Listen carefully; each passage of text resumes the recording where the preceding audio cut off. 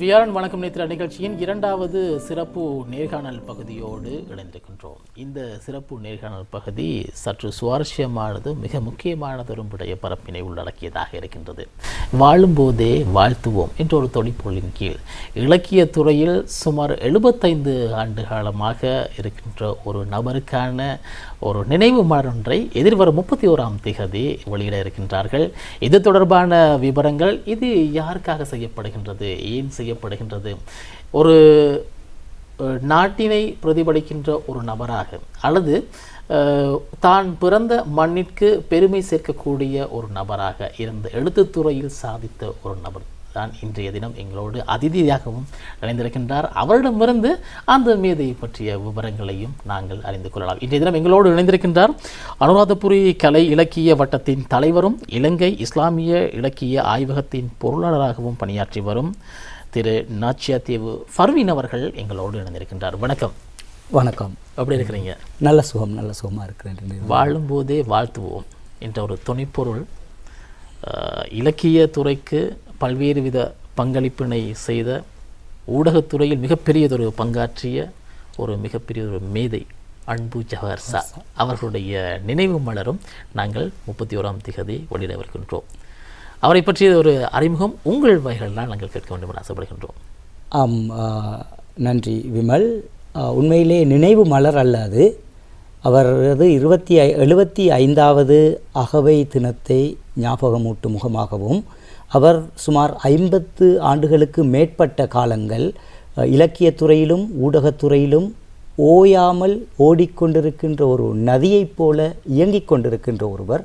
அதனால் அவருக்கான ஒரு இதழை அவரை பாராட்டும் முகமாக, கௌரவிக்கும் முகமாக அனுராதபுரத்தில் இருக்கின்ற நண்பர்கள் இணைந்து ஒரு குழுவாக இதனை நாங்கள் செய்கின்றோம்.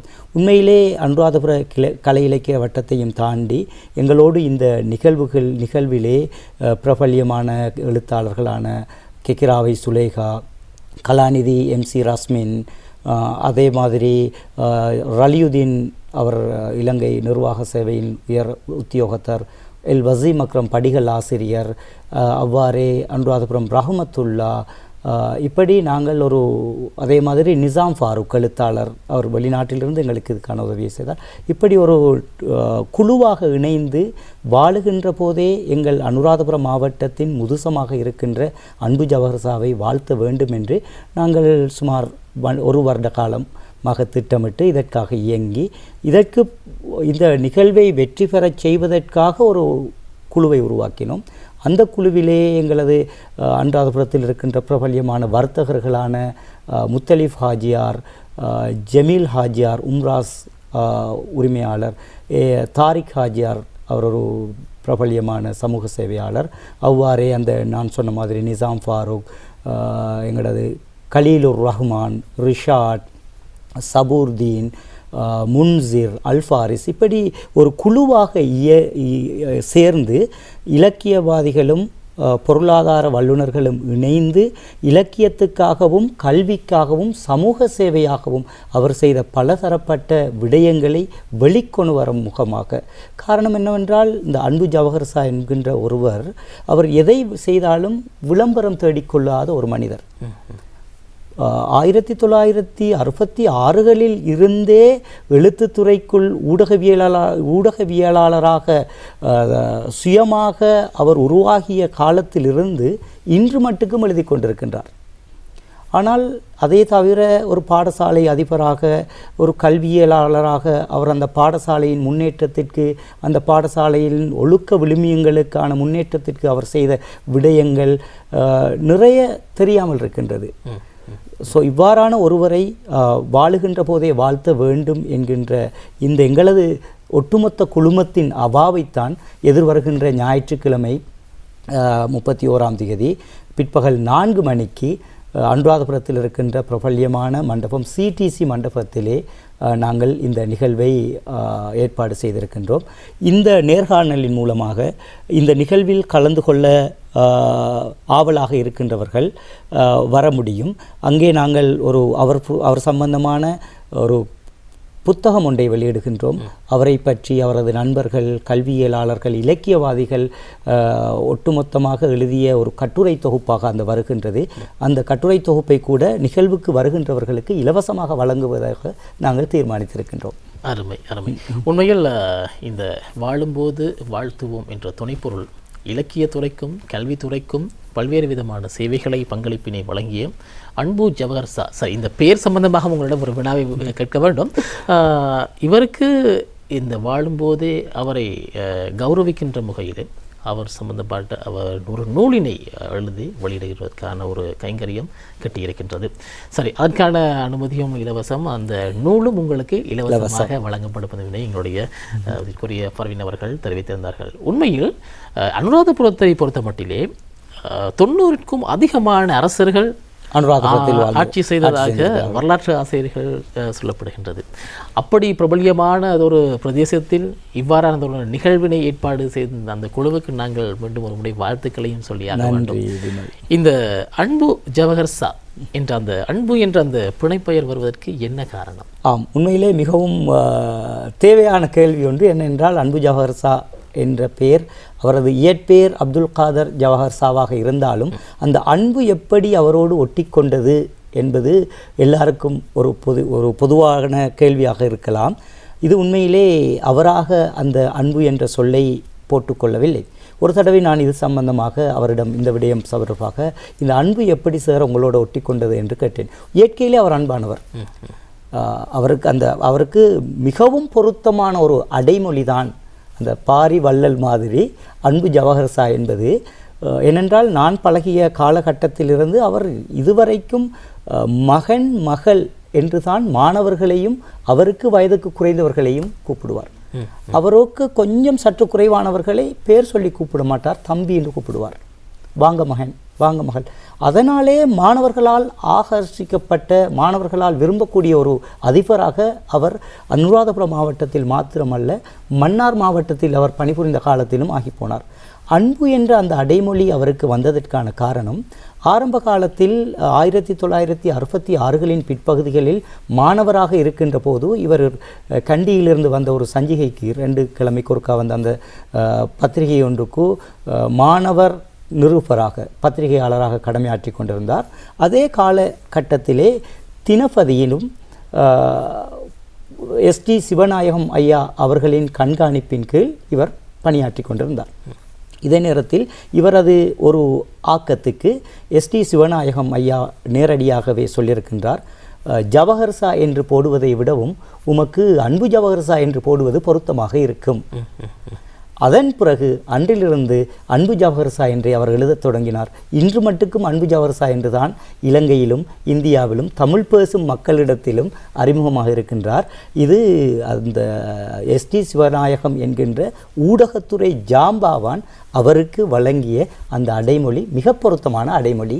அபிமன் சிலரை பொறுத்த மட்டிலே அவர்களுடைய அந்த வாழ்க்கை காலம் என்பது தான் எந்த ஒரு துறையை சேர்ந்திருந்தாலும் அந்த துறை சார்ந்த பல விடயங்களை சாதிக்கின்ற பொழுதும் விளம்பரம் என்பது அவருக்கு மிக முக்கியமானது ஒரு விடயம்.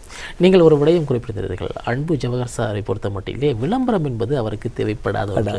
ஆனால் இந்த அன்பு ஜவஹர் என்ற பெயர் அடைமொழியாக கிடைத்தது காரணம் அவர் அந்த இலக்கியம் மீதும் கல்வி மீதும் தன்னுடைய ஊர் மக்கள் மீதும் கொண்டுள்ள அந்த பற்றின் காரணமாக கிடைத்திருக்கின்றது. அவருடைய அந்த இலக்கியத்துறைக்கும் கல்வித்துறைக்குமான பங்களிப்பு எவ்வாறு அமையப்பட்டது? நிச்சயமாக அனுராதபுரம் மாவட்டம் என்பது ஒரு தொன்மையான மாவட்டம். நீங்கள் சொன்னது போல 90 அரசர்கள் ஆண்ட ஒரு ராஜ்யத்தம் தான் அனுராதபுரம். 1960கள் 70களிலே அனுவை நாகராஜன், ஆசி ஞானம் போன்ற பிரபல்யமான எழுத்தாளர்கள் அங்கே கோல் வச்சிருக்கின்றார்கள். அதிலும் மிக பிரபல்யமான அனுவை நாகராஜன் நிறைய புத்தகங்கள் வெளியிட்டிருக்கிறார். அனுராதபுர இலக்கியத்தின் ஒரு ஊன்றுகோலாக அவர் இருந்திருக்கின்றார். அதற்கு அடுத்த தலைமுறையாகத்தான் அன்பு ஜவஹர் அறியப்படுகின்றார். இந்த இடத்திலே இன்னொரு விடயத்தையும் பதிய நான் விரும்புகின்றேன். அன்பு ஜவஹர் அவர்களது தந்தை அன்பு தாசன் என்கின்ற பெயரிலே ஒரு இலக்கியவாதியாக இருந்திருக்கின்றார். அவரது காலத்துக்கு பிற்பாடுதான் அன்பு ஜவஹர் எழுதத் தொடங்கியிருந்தாலும் அந்த தந்தையின் அருட்டல் அவருக்கு இருந்திருக்க வேண்டும் என்பதுதான் பலரது கணிப்பாக இருக்கிறது. இந்த நேரத்திலே 1966க்கு பிற்பட்ட காலத்திலே ஒரு ஊடகவியலாளராக தனது எழுத்து பயணத்தை ஆரம்பித்த அன்பு ஜவஹர் சா இலக்கிய பயணத்திலே 70களில் முகிழ்ந்த அந்த வானம்பாடிகள், இந்தியாவில் முகிழ்ந்த புது கவிதைக்கான ஒரு மரபு கவிதையிலிருந்து கொஞ்சம் மாற்றத்தை உருவாக்கிய புதுக்கவிதை முன்னோடிகளில் ஒருவராக அடையாளப்படுத்தப்படுகிறார். அதாவது இந்தியாவிலே இன்குலாப், மு மேத்தா போன்ற ஜாம்பாவான்களோக்கு நிகராக இலங்கையிலே புதுக்கவிதையை அறிமுகப்படுத்துவதிலும் அதை கொண்டு செல்வதிலும் அந்த புதுக்கவிதையை பரப்புவதிலும் மிக முக்கிய கருவியாக அன்பு ஜவஹர் சா செயற்பட்டிருக்கின்றார். அது எந்த அளவுக்கு என்றால், மூமேத்தாவிடம் அன்பு ஜவஹர் சாவை பற்றி கேட்கின்ற போதும் ஓம் அவர் எனது நண்பர்தான் என்று சொல்லுகின்ற அளவுக்கும், திக்குவல்லை கமால் அவரது மல்லிகை மனப்பதிவு என்ற புத்தகத்திலே எழுதுகின்ற போது சொல்லுகின்றார், மூமேத்தா ஒரு தடவை இலங்கைக்கு வந்தபோது அன்பு ஜவஹர் சாவை நான் எப்படி சந்திக்க முடியும் என்று என்னிடம் கேட்டதாக திக்குவலை கமால் அந்த பதிவை சொல்லுகிறார். அந்த காலத்தில், அதாவது இப்போது தமிழகத்தில் ஓய்வு பெற்ற மதுரை உயர் காவல் அதிகாரியாக இருக்கின்ற பேனா மனோகரன், அவ்வாறே இந்தியாவின் பிரபல்யமான எழுத்தாளர்கள் பலரோடு 70களின் பிற்பாடு அன்பு ஜவஹர் சாவுக்கு மிக நெருக்கமான தொடர்பு இருந்திருக்கின்றது. எந்த அளவுக்கென்றால், அந்த புதுக்கவிதையின் முன்னோடிகளாக கருதப்படுகின்ற வானம்பாடிகளின் வட்டத்தில் புதுக்கவிதையை ஒரு ஊடகமாக கொண்டு சென்று அடுத்த தலைமுறைக்கு அதை பரவலாக்கம் செய்வதில் அன்பு ஜவஹர் சாவின் பங்களிப்பு மிக காத்திரமாக இருக்கின்றது. அவரது காவிகளும் ஒட்டுண்ணிகளும் என்கின்ற அந்த கவிதை இன்று மட்டுக்கும், உண்மையில் அந்த கவிதையை கொண்டு வந்திருந்தால் எனக்கு வாசித்திருக்க முடியும், அதை சந்தர்ப்ப சூழ்நிலையால் கொண்டு வர முடியவில்லை. 70களில் எழுதப்பட்ட அந்த கவிதை மார்க்சிசத்தை அப்படியே குத்தி குதறி விமர்சனத்துக்கு உட்படுத்துகின்ற ஒரு கவிதையாக இருக்கின்றது. அன்றாட தொழிலாளர்களை பற்றி பேசுகின்ற, தொழிலாளர்களின் முதுகிலே சவாரி செய்கின்ற முதலைகளை பற்றி பேசுகின்ற, அல்லது தொழிலாளர்களின் பேரிலே சுகபோகங்களை அனுபவிக்கின்ற ஒரு குழுமத்தை பற்றி பேசுகின்ற, முகத்திலே ஓங்கி அறைகின்ற ஒரு கவிதையாக அந்த கவிதை இன்று மட்டுக்கும் இருக்கின்றது. அந்த காலத்தில் பலத்த விமர்சனத்துக்கு உட்பட்ட ஒரு கவிதையாக அது இருந்திருக்கின்றது. அன்பு ஜவஹர் சா அவரது அந்த குறிப்பிட்ட காலத்திலே அனுராதபுரத்திலே அனுராதபுர இலக்கிய வட்டம் ஒன்றை உருவாக்கி பேனா மனோகரன், வர்திசி ரவீந்திரன் இவ்வாறானவர்களை ஒன்று கூட்டி புதுக்கவிதை துறையிலே பல மாற்றங்களை செய்திருக்கின்றார். ஒவ்வொரு மாதமும் கவியரங்கம் செய்வது, பட்டிமன்றங்கள் செய்வது, எல்லோரது கவிதைகளையும் ஒன்றிணைத்து ஒரு தொகுப்பாக வெளியிடுவது என்று அவரது கவிதை இலக்கிய பரப்பு நீண்டு கொண்டு இன்று மட்டுக்கும் சென்றாலும் கல்வித்துறையில் அவரது சாதனைகள் அளப்பெரியது. இன்று மட்டுக்கும் ஆசிரியர்கள் அல்லது சம்பள முரண்பாடுகள் தொடர்பாக, அதிபர்களின் சம்பள முரண்பாடுகள் தொடர்பாக அன்பு ஜவஹர் சா அளவுக்கு எழுதியவர் யாரும் இல்லை. உதாரணத்துக்கு சொல்ல வேண்டுமென்றால், யாழ்ப்பாணத்தில் இருக்கின்ற ஒரு அடிமட்ட அல்லது முதல் தடவை ஆசிரியர் நியமனம் பெற்ற ஒரு ஆசிரியராக இருக்கட்டும், அதுவே தெற்கிலே இருக்கிற ஒரு ஆசிரியராக இருக்கட்டும், கிழக்கு மாகாணத்திலே இருக்கிற ஒரு ஆசிரியராக இருக்கட்டும், யாராக இருந்தாலும் அவர்களது சம்பள முரண்பாடுகள் சம்பந்தமாக அன்பு ஜவஹர் சாவிடம் அவர்களது சந்தேகங்களை தீர்த்து கொண்டிருப்பதை நான் கண்டிருக்கின்றேன். தொடர்ச்சியாக பல தேசிய பத்திரிகைகளில் இந்த சம்பள முரண்பாடுகள் தொடர்பாக அவர் எழுதி வந்திருக்கின்றார். அது ஆசிரியர் குலத்துக்கு மிகப்பெரிய ஒரு வரப்பிரசாதமாக அமைந்திருக்கின்றது. சமூகத்தில் மாத்திரமல்ல, ஒரு நாட்டிலும் மிகப்பெரியதொரு மாற்றம் தேவையெனில் தன்னால் இயன்ற அளவிற்கு, குறிப்பாக எழுத்தின் மூலமாக மிகப்பெரிய சாதனைகளையும் செய்தவர் தான் எங்களுடைய அன்பு ஜவஹர் சா. உண்மையில் நாங்கள் நாச்சியாத்தீவு ஃபர்வீன் அவர்களையும் நாங்கள் மறந்துவிட முடியாது அல்லவா? இன்று தினம் அதிதியாக வருகை தந்திருக்கின்றார். அன்பு ஜவஹர் சா பற்றிய நிறைய விவரங்களையும் பகிர்ந்து கொண்டிருக்கின்றார். உங்களுக்கும் அன்பு ஜவஹர் சாவுக்கும் இடையிலான தொடர்பு எப்படிப்பட்டது, எங்கே ஆரம்பித்தது? உண்மையிலே 1998கள் நான் உயர்தரம் எழுதிவிட்டு எழுத்துத்துறைக்குள் நுழைந்து, அப்போ 1992ஆம் ஆண்டு மானா மக்கீன் என்கின்ற பிரபல்யமான எழுத்தாளர் தினகரன் ஞாயிறு இதழிலே தொகுத்து வழங்கிய லைட் ரீடிங் என்கின்ற அந்த பகுதியின் மூலமாகத்தான் நான் எழுத்துத்துறைக்குள் நுழைந்தேன். இருந்தபோதிலும் 97ஆம் ஆண்டு மர்ஹூம் MHM சம்ஸ் அவர்கள் தினகரன் சனி பத்திரிகையிலே புதுப்புணல் என்கின்ற ஒரு பகுதியை தொகுத்து வழங்கினார். அதிலிருந்து தான் எனது கவிதை பயணம் ஒரு ஆழமாகவும் காத்திரமாகவும் ஆரம்பித்தது. அந்த வகையிலே அதன் மூலம் நான் எழுத்துத்துறைக்குள் பிரவேசித்த போது தொடர்ச்சியாக பத்திரிகை வாசிப்பின் மூலமாக அன்பு ஜவஹர்சாவை அறிந்து கொண்டேன். பின்னர் 98களிலே அனுராதபுர சாகிரா பாடசாலையின் அதிபராக அவர் வீற்றிருப்பதைக் கண்டு அவரை போய் சந்திக்கின்றேன். 98ஆம் ஆண்டு, நான் நினைக்கிறேன் சுமார் 27 வருடங்களுக்கு மேற்பட்ட காலமாகிவிட்டது. அந்த நேரத்தில் என்னை அவர் அன்போடு வரவழைத்து முதலாக நாங்கள் சந்திக்கும் என்ன வரவழைத்து நான் ஃபர்வீன் என்றதோடு, நீங்கள் நாச்சியாதி ஃபர்வீன் தானே தம்பி, வாங்க உட்கார். முதல் முறையாக நான் சந்திக்கின்றேன். அன்பாக வரவேற்று அவர் அதிபராக மிக காம்பீரமாக உட்கார்ந்திருக்கின்றார் பிரபல்யமான ஒரு தேசிய பாடசாலையில். நான் வந்துள்ளேன் என்றதோடு என்னை கௌரவமாக கூப்பிட்டு அங்கே இருப்பாட்டி பலதும் பத்தும் நான் ஒரு அறிமுக எழுத்தாளனாக போகின்றேன், அவர் ஒரு பிரபல்யமான ஜாம்பாவான். ஆனால் எந்த விதமான பாகுபாடும் இல்லாமல் என்னை கூப்பிட்டு உட்கார வைத்து எனது இலக்கிய பங்களிப்புகள் சம்பந்தமாகவும் கேட்டுக்கொண்டு, அப்போது நான் சொன்னேன், சார் நாங்கள் ஒரு இலக்கிய வட்டத்தை அனுராதபுரத்தில் உருவாக்குவோம் என்றதோடு உடனே உங்களிடம் சொல்ல வேண்டும், அப்போது நாங்கள் ஏலவல் செய்து கொண்டிருக்கிற காலம் தொழில் இல்லை, இலக்கிய வட்டம் ஒன்றை உருவாக்குவோம் என்றதோடு அதற்குரிய சகல ஏற்பாடுகளையும் முத்திரை தபால் செலவு அவ்வளத்தையும் அவரே ஏற்றுக்கொண்டு ஒரு இலக்கிய வட்டத்தை ஏற்பாடு செய்வதற்கான ஒரு பக்கபலமாக 100% அனுசரணையை அவர் வழங்கினார். அது தான் இன்றைய அனுராதபுரம் மாவட்டத்து இலக்கிய வளர்ச்சிக்கான ஒரு மிகப்பெரிய காத்திரமான வளமான விதையாக அமைஞ்சது. அன்றிலிருந்து ஆரம்பித்த எனக்கும் அன்பு ஜவஹர்சாவுக்குமான தொடர்பு மிக நெருக்கமான ஒரு தொடர்பாகவும் தந்தை மகனை போல ஒரு உறவும் இன்று மட்டுக்கும் இருக்கின்றது. அவர் மீதான அந்த அன்பும் அவரது சில நல்ல விடயங்களை எங்களது வாழ்க்கையில் முன்மாதிரியாக எடுத்துக்கொண்டதன் காரணமாகத்தான் அவர் எப்போவுமே சந்தர்ப்பத்தில் உரியவர்களை பாராட்ட தவறமாட்டார். யாரையுமே அவர் தாழ்வாக கருதியதும் கிடையாது, தாழ்த்தியதும் கிடையாது. ஒரு சின்ன சந்தர்ப்பத்தில் பாராட்ட சந்தர்ப்பம் கிடைத்தால் அவர்களை அந்த சந்தர்ப்பத்தில் பாராட்டி விடுவார். இந்த நேரத்திலே வாலியின் ஒரு கவிதை இருக்கின்றது, ஊக்குவிப்பவன் ஊக்குவித்தால் ஊக்குவிப்பவன் கூட உயர்ந்து விடுவான். அது அந்த அர்த்தத்துக்கு தான் வருகிறது. ஊக்கு என்பது ஊசி. ஊசி விற்பவனை ஊக்குவிக்கிறதுக்கு சரியான ஒரு ஆள் கிடைச்சால் அவன் அந்த ஊசி விற்கிற இடத்தை விட உயர்ந்த இடத்துக்கு பெய்த்து விடுவான் அப்படின்ற ஒரு கவிதை ஒன்று இருக்குது. அந்த கவிதை வரிகள் முன்ன பின்ன இருக்கலாம், ஆனால் அதோட அர்த்தம் அதுதான். அந்த வகையில் அதே போன்ற ஒரு மேதை தான் அன்பு ஜவஹர்சா.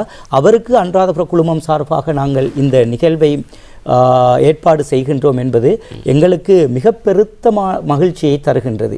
விமல், உண்மையில் உங்களுடைய தொடர்பு, அவருடைய நட்பு உங்களையும் இந்த எழுத்துத்துறையில் மென்மேலும் வளர்க்கிறது என்பதற்கு ஒரு சான்றாக நாங்கள் 4 கவிதை தொகுதிகளையும் நீங்கள் வெளியிட்டிருக்கிறீர்கள். எனது கைகளிலே ஒரு அழகிய புத்தகம் இருக்கின்றது, தெருப்பாடகன் என்ற ஒரு புத்தகம்.